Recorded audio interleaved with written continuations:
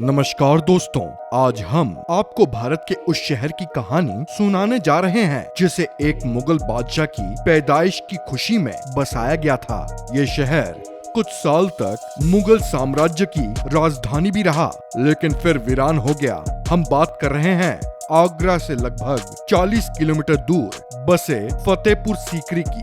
फतेहपुर सीकरी अकबर के सपनों का शहर था। उन्होंने ही ये शहर बसाया और इसे बहुत किलों और इमारतों से सजाया। ये शहर कैसे और क्यों बसाया गया, इसके पीछे बहुत दिलचस्प कहानी है। इस शहर के बसने से लेकर इसके वीरान होने तक की पूरी कहानी हम आपको आज की इस वीडियो में बताएंगे। तो चलिए बिना देरी किए वीडियो को शुरू करते हैं। मुख्य रूप से लाल बलुआ पत्थर से बने इस शहर को अकबर ने सीकरी नाम के गांव में बसाया था। इस गांव के बारे में एक कहानी बहुत मशहूर है कि अकबर से काफी पहले इसके दादा बाबर ने इस गांव का नाम शुक्री यानी शुक्रिया रखा था, क्योंकि यहाँ के लोगों ने खानवा की लड़ाई में राणा संग्राम सिंह के खिलाफ बाबर की मदद की थी। इसलिए बाबर ने उन लोगों को धन्यवाद देने के लिए इस गांव का नाम शुक्री रखा था। इसी शुक्री को बाद में सुकरी कहा जाने लगा और इसी सुकरी गांव में सूफी संत सलीम चिश्ती रहते थे। अकबर की इनमें बहुत आस्था थी। अकबर अपने मुगल वंश को आगे बढ़ाने के लिए एक पुत्र चाहता था। इसके लिए उसने यहाँ आकर सलीम चिश्ती से पुत्र प्राप्ति के लिए प्रार्थना किया। सलीम चिश्ती ने उसे आशीर्वाद दिया, जिसके बाद उसकी राजपूत पत्नी जोधाबाई गर्भवती हो गई। जब प्रसव का समय निकट आया तो जोधाबाई को शेख सलीम चिश्ती की कुटिया में लाया गया और यहीं पर अकबर के पुत्र का जन्म हुआ। शेख के नाम पर ही अकबर ने बेटे का नाम सलीम रखा, जो बाद में चलकर जहांगीर कहलाया। अपने बेटे की जन्म की खुशी में अकबर ने अपनी राजधानी आगरा से सीकरी लाने का फैसला किया। जहांगीर के जन्म के 1 साल के बाद ही बादशाह ने शाही महल और 4 दीवारी को बनवाना शुरू कर दिया। 1573 में गुजरात विजय के बाद इस शहर को फतेहपुर सीकरी नाम दिया गया।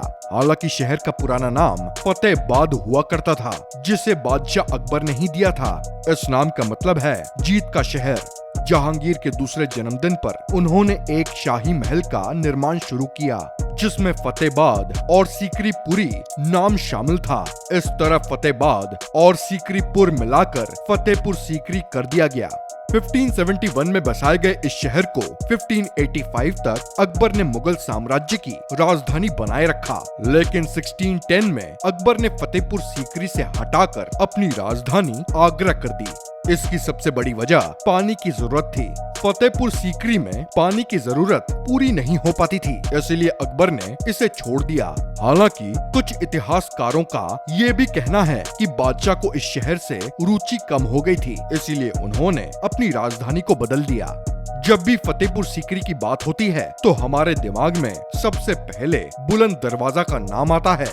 जैसे कि इसका नाम ही बुलंद है, तो अपने नाम के अनुरूप ये दरवाजा दुनिया का सबसे ऊंचा दरवाजा है। 1602 में अकबर ने इसका निर्माण गुजरात विजय के उपलक्ष्य में करवाया था। प्रवेश द्वार के पूर्वी टान पर आपको फारसी में शिलालेख दिखाई देंगे, जो 1601 में दक्कन पर अकबर की विजय के बारे में बताता है। 42 सीढ़ियों के ऊपर मौजूद बुलंद दरवाजा 53.63 मीटर ऊंचा और 35 मीटर चौड़ा है। लाल बलुआ पत्थर से बने इस विशाल दरवाजे को सफेद संगमरमर से सजाया गया है। दरवाजे के आगे और स्तंभों पर कुरान की आयतें खुदी हुई हैं। बुलंद दरवाजा अकबर के खुले विचारों और उसकी धार्मिक सहिष्णुता को दर्शाता है। इसके तोरण पर ईसा मसीह से जुड़ी बाइबल की कुछ लाइनें भी लिखी हुई देखी जा सकती हैं। बुलंद दरवाजे में करीबन 400 साल पुराने आबनूस से बनी बड़ी किवाड़ें आज भी वैसी की वैसी ही हैं। यह दरवाजा गुंबदों और मीनारों से सजा है। इस दरवाजे को बनाने में 12 साल का समय लग गया था।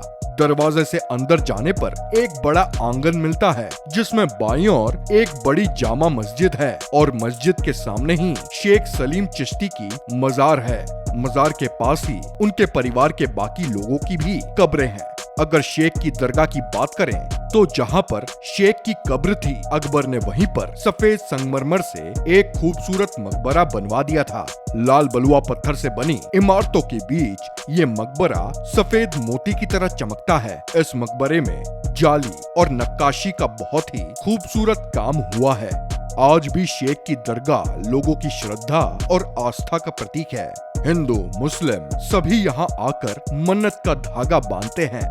लोगों का मानना है कि शेख के आशीर्वाद से मांगी गई दुआ और मन्नत पूरी हो जाती है। हर साल यहाँ शेख सलीम चिश्ती की बरसी मनाई जाती है, जिसे सालाना उर्स कहा जाता है। इस दौरान देश विदेश से लोग यहाँ आते हैं। यहाँ मौजूद जामा मस्जिद भारत की सबसे बड़ी मस्जिदों में से एक है। ये बुलंद दरवाजे के ठीक बगल में है। इसे वास्तुकला की ईरानी शैली में बनाया गया है।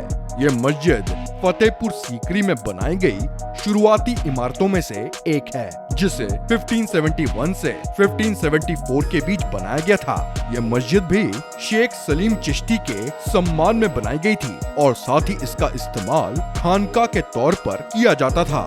मस्जिद और दरगाह के अलावा अकबर ने यहाँ कई सारे महलों का निर्माण कराया, जिसमें सबसे ज्यादा खूबसूरत पंच महल है। ये 5 मंजिला इमारत देखने में किसी बौद्ध मंदिर जैसी दिखती है। इसे मुख्य रूप से रानियों और दरबार की अन्य महिलाओं द्वारा मनोरंजन और आनंद महल के रूप में इस्तेमाल किया जाता था। ये महल लाल बलुआ पत्थर से बना है और इसमें कुल मिलाकर 176 खम्बे हैं। सबसे नीचे 84 खंबे हैं और ऊपर जाते जाते खंबों की संख्या कम होने लगती है और सबसे ऊपर एक छोटा सा गुंबद बना हुआ है।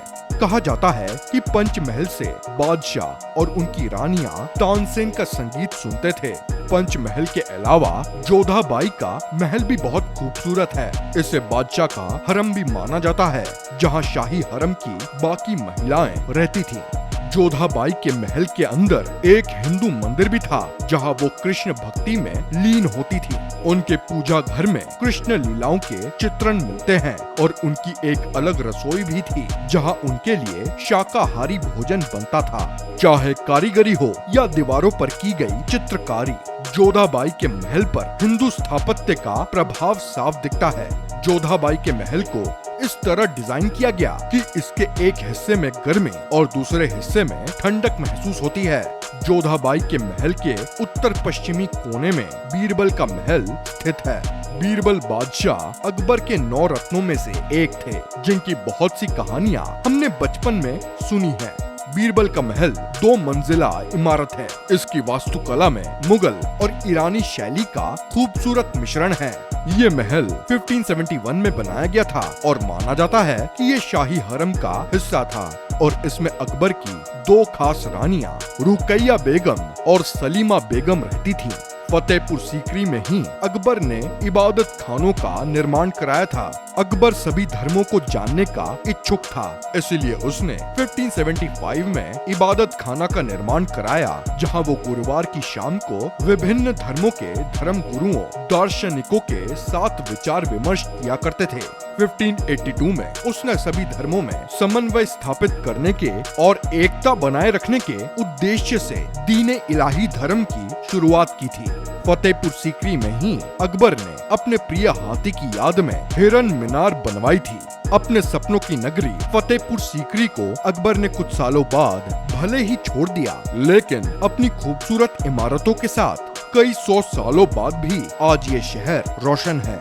1986 में फतेहपुर सीकरी को यूनेस्को विश्व विरासत स्थल का दर्जा दिया गया और फिलहाल इसकी इमारतों की देखभाल ASI यानी आर्कियोलॉजिकल सर्वे ऑफ इंडिया करता है। तो दोस्तों, ये थी फतेहपुर सीकरी के रोचक इतिहास के ऊपर हमारी आज की वीडियो। अगर आप कभी ताजमहल घूमने आगरा जाएं, तो फतेहपुर सीकरी जाना ना भूलिएगा और अपना एक्सपीरियंस हमसे शेयर जरूर कीजिएगा। हम उम्मीद करते हैं कि आपको ये वीडियो पसंद आई होगी। अगर वीडियो इन्फॉर्मेटिव लगी हो तो इसको लाइक एंड शेयर और चैनल को सब्सक्राइब करना मत भूलिएगा। मिलते हैं आपसे अगली वीडियो में, तब तक के लिए जय हिंद।